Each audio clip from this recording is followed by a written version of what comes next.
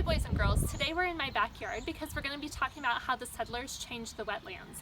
When the settlers first came to Ohio, there were wetlands covering much of the state, and the wetlands were covered with a wet kind of swampy area, and there were lots of trees and plants and animals.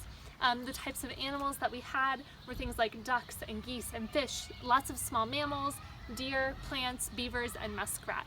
And I'm going to show you how that changed a little bit with Ohio's wetlands.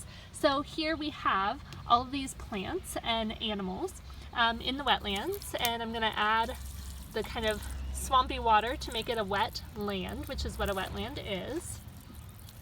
And so here we see that we really do have a nice wetland. We have the plants here that are growing. We have the animals that are living happily. Now those are Lego animals, but that's okay. We're just kind of doing a model of it. Now the settlers came along, and eventually from the reading selection that I read to you, we saw that they saw little use for the wetlands eventually.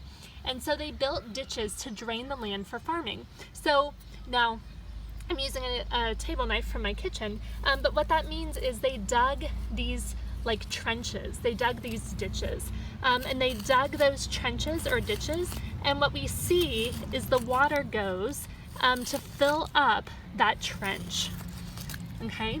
And so we see the water from this other section flowing in to those trenches. And so eventually it kind of drained the other areas of the wetland. And so we see the water moving into that trench, making the rest of the wetland much drier than what it had been. They also cut trees for the railroads. So they had these trees and they cut them down. They cut down all these trees, maybe not every single tree, but they cut down a lot of the trees. And then they laid the logs for corduroy roads. So they took some of the logs from the trees and they laid them down side by side to make a roadway. And so now there was kind of like a drier place for people to travel.